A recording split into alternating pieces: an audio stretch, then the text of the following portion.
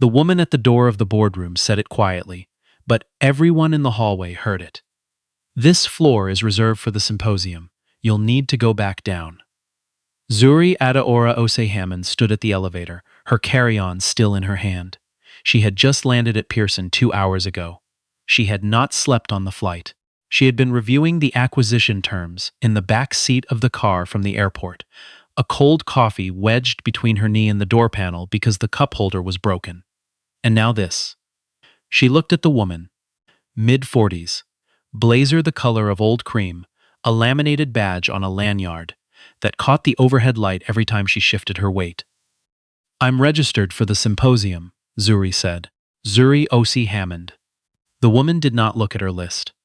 That was the part Zuri would remember later, when she was lying in her hotel room replaying it. The woman did not look at the list. She had already decided. "Ma'am, this floor is by invitation only. The lobby has a public seating area with complimentary refreshments." Behind the woman, through the glass doors of the pre-function space, Zuri could see men in dark suits pulling espresso cups from a machine. She could see banners with the symposium logo, the same logo on the confirmation email she had in her phone. She could see 3 people she knew personally. Kofi Mensah from the BDC, a partner at Tories LLP, whose name she could never remember but whose face she absolutely knew. And Hartwell Cross, who had sent her a personal email 4 days ago asking if she would be available to speak on the second panel. She did not say any of this. She said, "Could you check the list?" The woman's expression shifted in a way that was hard to name. Not hostility exactly. Something older than that and quieter. She picked up the clipboard with the particular slowness of someone performing patience rather than exercising it. Last name, Osi Hammond. The woman looked at the list. Then looked again, then looked at Zuri. "I see an Osi Hammond listed as a speaker." She said it the way someone says there must be some mistake. "That's me," Zuri said. The woman stepped to the side, barely, and Zuri walked through. She did not say thank you. That was also something she would remember later. The symposium was called the Canadian Business Innovation Forum. It ran annually and had been held in the same hotel in downtown Toronto for 11 consecutive years. The guest list was curated by invitation, and the invitations went to a specific kind of person. People who had built things, or people who controlled enough capital that they could decide whether things got built at all. Zuri was the first. She had spent 15 years being mistaken for the second, and had long since stopped finding it interesting. She had grown up in Scarborough, on a street where her mother worked double shifts at a distribution warehouse. And her grandmother made her read 2 chapters before bedtime, no matter how late it was. Her father had left when she was 9, not dramatically but gradually, the way water recedes. By the time Zuri was in high school, she was buying her own school supplies and keeping her own schedule and understanding, in the specific way that children learn things no one says aloud, that she could not afford to be anything other than exact. She had gotten into Waterloo on a scholarship. She had studied systems design engineering and had stayed up so many nights that she lost track of whether the blurring at the edges of her vision was tiredness or something she needed to get checked. She had graduated with distinctions and had taken a job at a fintech firm in Kitchener that paid her fairly and expected nothing interesting from her, and had stayed for exactly 14 months before she left to build something of her own. That was 17 years ago. What she had built was called Meridian Bridge Technologies. It was a software infrastructure company that provided back-end payment verification systems to financial institutions across Canada, the United States, and 6 countries in the European Union. It was not glamorous. It was not the kind of thing that made for easy dinner conversation. But it was the reason that when a Canadian at an ATM in Frankfurt withdrew cash at 11:47 on a Wednesday night, the transaction cleared in under 3 seconds instead of 45, and no one on either side of the Atlantic had to call anyone. The company was worth $4.3 billion. This was a matter of public record. It had been covered by the Globe and Mail, by the Financial Post, by Forbes twice, and by a profile in Toronto Life that ran alongside a photograph Zuri had been mildly embarrassed by, but that her grandmother had framed and put above the TV. Zuri was 41 years old. She owned the company outright. She had taken no outside investment after her Series A, which she had paid back within 3 years. She had a small office on Bay Street and a larger one at home, in the house she had bought in the Beaches that still had the previous owner's garden, which she had kept because she did not know anything about plants but liked looking at them. She had been invited to speak at the forum by Hartwell Cross, who was the executive director of a private equity firm Meridian Bridge had been contracted by. Hartwell was a man who prided himself on his network. He sent handwritten notes at Christmas. He remembered people's children's names. He had told Zuri, over a dinner at Canoe the previous fall, that the forum needed more voices like hers. She had said, "You mean people who actually built something, or people who look like me?" He had laughed, and then realized she was not fully joking, and had nodded in a way that tried to acknowledge both without committing to either. She had come anyway. The panel was about the next wave of infrastructure investment in the Canadian tech sector. And she had things to say about it, and she believed that showing up was still worth more than the discomfort of being in rooms like this. The pre-function space smelled of fresh linen and floor wax. Zuri set her bag down on a chair near the window and found the coffee. It was good coffee, which surprised her slightly. She was reading the event program when she heard the conversation behind her. She did not intend to listen. But the space was not large, and the two people speaking were not being quiet. "Did you see that Hartwell put a tech founder on the second panel?" The voice belonged to a man in his mid-60s. Silver hair, well-cut jacket, the particular ease of a man who had never once been asked to prove he belonged somewhere. "I did." A woman, 50s, pearls, the tone of someone correcting the world's spelling in real time. "Diversity quota, I assume." "He means well. The company is called Meridian Bridge, apparently." A brief pause, the sound of a cup being set down. "Payments infrastructure. I actually looked it up. Seems legitimate enough." Still, these things change the character of the room, don't they? It was not quite a question. Zuri turned a page of the program. The man said something lower that she did not catch. The woman said, "I just think when you've spent 30 years building a reputation at this level, you want the room to reflect that. Peer group matters." Zuri turned another page. She had heard this conversation before, in various configurations, with different word choices and different accents and different levels of plausible deniability. She had heard it at Waterloo, where a study group had told her their sessions were full when she could see they were not. She had heard it in a boardroom in 2012, when a potential client had asked, with genuine curiosity, who the owner was, even though she had introduced herself as the owner.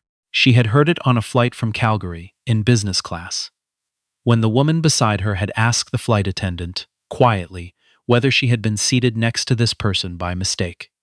Each time she had done what she was doing now. She had stayed. She had turned the page. She had let the room catch up with the facts on its own time, because the facts were hers, and they were not going anywhere. She finished her coffee. She went to find Hartwell. Hartwell Cross was near the windows, in conversation with two men whose badges Zuri did not read before he spotted her, and opened his expression into the particular warmth he had developed over decades in rooms like this. "Zuri, you made it. Good flight?" "Fine," she said. "Long. These are two people I've been wanting you to meet." He gestured left. Edmund Grayford. He's managing director at Briar Capital. Been with them for, 23 years now?" The man nodded. Zuri shook his hand. "And this is Prescott Langley." Hartwell gestured to the man on his right. "Prescott runs Langley Asset Group. Third generation his grandfather Asset Group. Ona." Prescott Langley was the man who had been standing behind her at the coffee table. He did not flinch. Either he had not recognized the back of her head, or he was very good.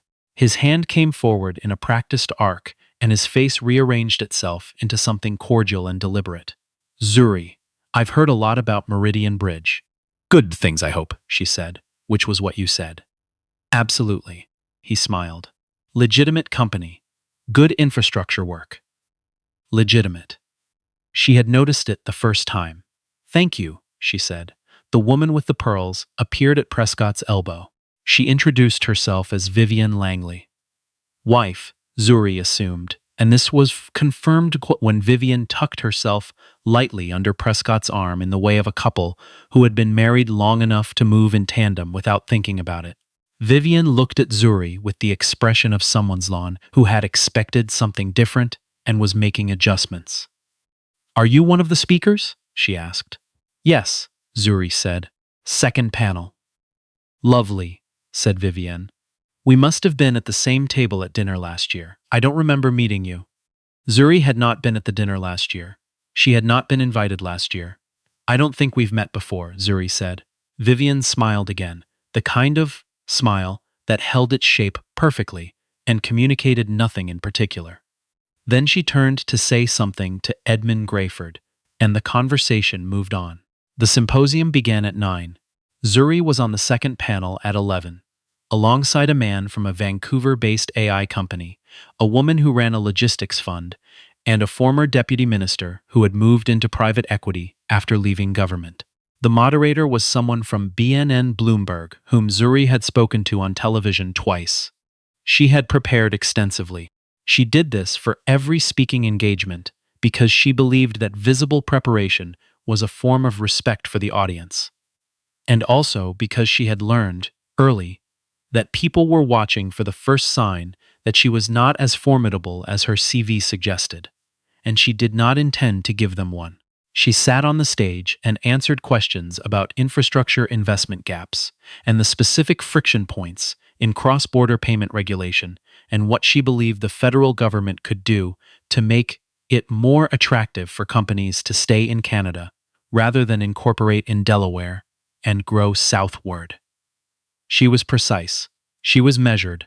She knew, slightly more formal than she would have been if she had not overheard that conversation at the coffee table.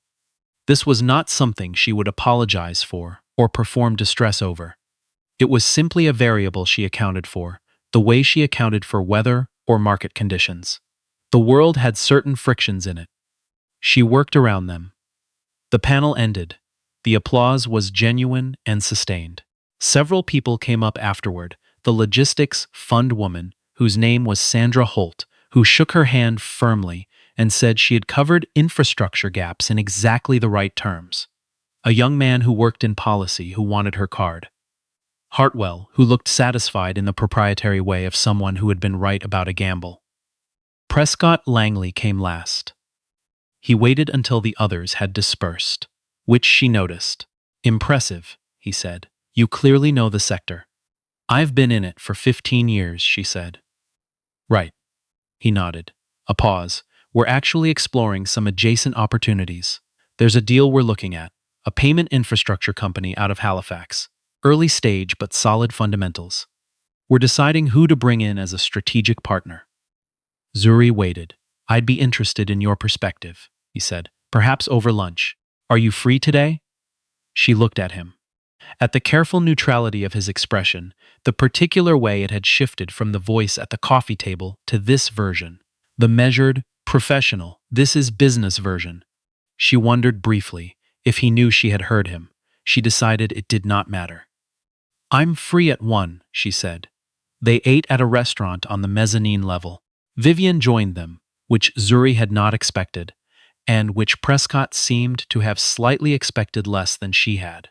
Edmund Grayford was there too, and a younger man named Clifton, who appeared to be some kind of analyst at Langley Asset Group, and who took notes on his phone throughout the meal in a way that suggested he had been trained to be comprehensive. The Halifax company was called Stonebridge Pay. It had been founded 4 years ago by 2 engineers from Dahl who had identified a gap in how smaller financial institutions processed interbank verification. They had 200 clients, were marginally profitable, and were running into the limits of what they could build without a significant capital injection and a strategic partner who understood the regulatory environment at scale. Prescott walked through the terms. He was looking for a lead partner who would bring both capital and operational credibility. someone whose presence on the cap table would signal to the market that this was a serious company. He had a number in mind. He did not say the number yet, but everything about how he spoke suggested it was significant. Zuri listened. She asked 3 questions. Prescott answered 2 of them fully and the third partially, which told her something about where the deal's vulnerabilities were. Then Vivienne, who had been eating her salad with the focused quietness of someone trying to remain decorative, looked up and said, "You know, I have to say, I was skeptical this morning. When Hartwell said he'd invited a payments company, I assumed it would be one of the big ones. The established names, not," she gestured, not unkindly in Zuri's general direction. A brief silence. Prescott said, "Vivienne, I'm paying a compliment," Vivienne said. She sounded genuinely puzzled by the objection. "I'm saying I'm impressed. It's not what I expected." Zuri set down her fork. She had been here before too. This version of the conversation, where the person was, technically, saying something positive. But the positive thing required you to first acknowledge that you had not been expected to be positive. The compliment that wore the shape of an upgrade and felt like the other thing. "What did you expect?" Zuri asked. She asked it with no particular edge. She was genuinely curious about the answer Vivienne would give. Vivienne blinked. Well, I suppose I expected someone more." She paused. "More traditionally established, in the Toronto sense." In the Toronto sense, Zuri thought. "Meridian Bridge has been operating out of Toronto for 14 years, Zuri said. "We're on Bay Street. We've been profiled in the Post 3 times. I've been to 2 dinners at the Albany Club that Prescott was also at, though we've never been introduced." There was a particular silence that followed this. Clifton had stopped typing. Prescott picked up his water glass. Vivienne said slowly, "Well, I didn't mean any offense." "I know," Zuri said. She picked up her fork again. She ate a piece of salmon. The conversation moved on to the Halifax Company, and the deal terms, and a question from Edmund Grayford about regulatory timelines in Atlantic Canada, and the lunch continued. At 2:15, her phone showed 3 messages. 2 from her operations director, about a server migration they were running that evening. 1 from her lawyer, whose name was Patricia Adeyemi Clark, and who had been her legal counsel since Meridian Bridge's 2nd year, and who was the person Zuri called when something needed to be thought about carefully. She called Patricia from the corridor outside the restaurant. "The Langley situation," Zuri said. "I need you to pull everything public on them. Briar Capital too, and this Halifax company, Stonebridge Pay." "Already on it," Patricia said. "I saw your calendar. How was the panel?" "Good," Zuri said. "The Langleys are interesting. Interesting like worth pursuing, or interesting like worth documenting." Zuri looked out the window at the intersection below, at the particular grayness of a Toronto afternoon in late November, the way the light came off the wet pavement in sheets. "Both," she said. Patricia called back at 4:30. Langley Asset Group had been managing significant capital for decades, but the last 6 years had introduced complications. A restructuring in 2021, a class action from a group of limited partners in British Columbia that had been settled confidentially. 2 departures from senior leadership that had been described in the business press as strategic transitions and had looked, to people who read carefully, like something else. Stonebridge Pay was genuinely promising. The technology was sound. The regulatory positioning was thoughtful. The founders had been meticulous about their IP. The problem was that Langley needed this deal more than they were letting on. The Halifax company would give them something to show limited partners, a growth stage tech investment, a credible infrastructure play, the kind of narrative that said they were still in the business of finding things before other people did. They needed Zuri's credibility more than her capital. "They want your name on it," Patricia said. "Not your money. Your name. The Meridian Bridge brand says something the Langley name can't say on its own right now." Zuri sat with this for a moment. "What's Stonebridge worth if we went direct?" she said. "We'd have to look at it properly." But on the surface, if you bypassed Langley entirely and made an offer directly to the founders, you'd probably be looking at something in the 40 to 60 range for a controlling stake. Maybe less if they're motivated. Zuri said, "Who do we know at Dahl's engineering program?" A brief pause. "I'm sorry?" "One of the founders did her PhD at Dahl. I want to know if we know anyone there." "Give me an hour," Patricia said. She gave her two, because she owed the BNN Bloomberg moderator a conversation, and because she wanted to eat something real before the evening reception. She found a ramen place 2 blocks from the hotel, and sat at the counter and ordered the tonkatsu, and read the terms of a different deal on her phone while she ate. She thought about her grandmother, who had been born in Accra and had come to Canada in 1971 and had worked as a seamstress, and had believed, absolutely and without qualification, that her grandchildren would be in rooms she was not allowed into, and that this was the whole point. Zuri was in those rooms. She had been in them for years. And the rooms were mostly what her grandmother had imagined, full of people making decisions, moving capital, building things, the real machinery of how a country ordered itself economically. And also, every so often, a woman with pearls saying "not what I expected," or a man with silver hair saying "legitimate, legitimate, legitimate," as if the word needed repeating before it could be believed. She had never been naive about this. She had just decided, a long time ago, that she was not going to make it the organizing principle of her life. The principle of her life was the work. The work was hers. It was good. It was getting better. But she had decided in the ramen place that Tuesday evening, not going to make it easy for people to use that work without understanding what they were actually dealing with. Patricia sent a name at 6:15, one of the Stonebridge Pay founders, the one who had done the Dahl PhD, had an older brother who sat on the board of a community foundation in Halifax that Meridian Bridge had donated to for 3 years running. Patricia had made a call. The founder's name was Rochelle. No, that was one from the list. Her name was Adeze. No. Her name was Dr. Emeka Abara's younger sister. Her name was Nene Abara.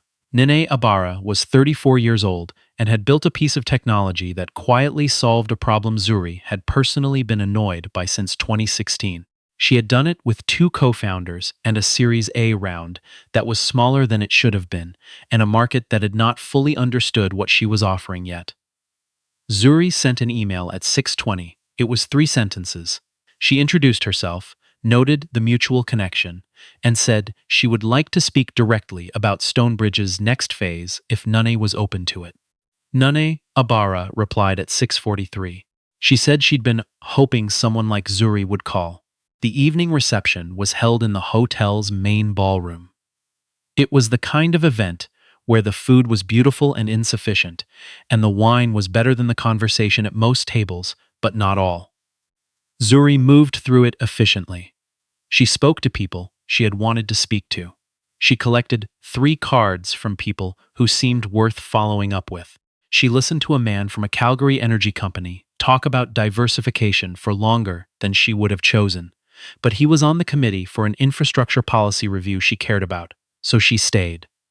Prescott Langley found her near the dessert table at 8. "I've been thinking about today's conversation," he said. "I'd like to move forward. Formally. Get our teams talking," Zuri said. "I appreciate that," Zuri said. "I know Vivian said something at lunch that may have come across."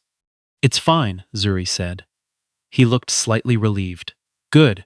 I just want to say, for what it's worth, I think what you've built is exceptional." She looked at him for a moment. He meant it, she thought. He genuinely meant it. That was the thing that was hardest to explain to people who had not been in these rooms. That the people who said things like legitimate, and not what I expected, and not the Toronto sense, were not always calculating. They were often just people whose picture of the world had been set at a certain angle and had never been forcibly adjusted. Prescott Langley had probably not once in his life had to walk up to a door and ask someone to check the list. "I've actually been in contact with the Stonebridge founders directly," Zuri said. "I spoke to Nene Abara earlier this evening." A shift in his expression. Small but real. "Oh," he said. "I wasn't aware. We're exploring a direct arrangement, Zuri said. It's early, nothing is decided, but I wanted you to know, out of courtesy. Prescott was quiet for a moment. He was a man who had spent decades in rooms like this, and he understood what she had just said, not only the words but the geometry of it, the particular shape of who held leverage and who was asking. Zuri, he said slowly, if you're considering going direct, I'd strongly encourage a conversation first. Langley has relationships in Atlantic Canada that, I know, she said, and if there's a reason to structure this as a partnership, I'm open to that conversation. But I'd be bringing my own terms to it, not the terms from today's lunch. The ballroom noise moved around them. Someone laughed loudly 3 tables away. What terms? He said. Equitable split on the advisory role. My legal team leads on the regulatory structuring, and my name on the cap table reflects my actual function in the deal, not a decorative position. She paused. Those aren't negotiating points, Prescott. They're the starting line. He looked at her for a long moment. Then he nodded, once, slowly. I'll have my team call Patricia Adeyemi Clark tomorrow morning, he said. Good, said Zuri. I'll let her know. She left the reception at 9:15 and took a cab back to the hotel. She sat in the back seat and looked at the lights on Yonge Street and felt the particular tiredness that came not from exertion but from sustained precision, from spending an entire day making sure that every word she said was calibrated, that she gave nothing away that was not hers to give, that she remained exactly herself, conditions that were specifically designed, not by malice, but by habit, to make that difficult. Her phone had a message from her mother. Just saw you were on BNN today. Missed it. Did you save it? She had not been on BNN today. Hartwell must have sent something, a clip from the panel, probably, shared somewhere her mother had seen it. She typed back, I'll send you the link. How's the new apartment? Her mother replied instantly, with a photograph of a lamp she had bought, and several comments about the lamp, and a question about whether Zuri was eating. Zuri looked at the lamp photograph. It was a nice lamp. She sent back 3 words and a photo of what was left of her ramen.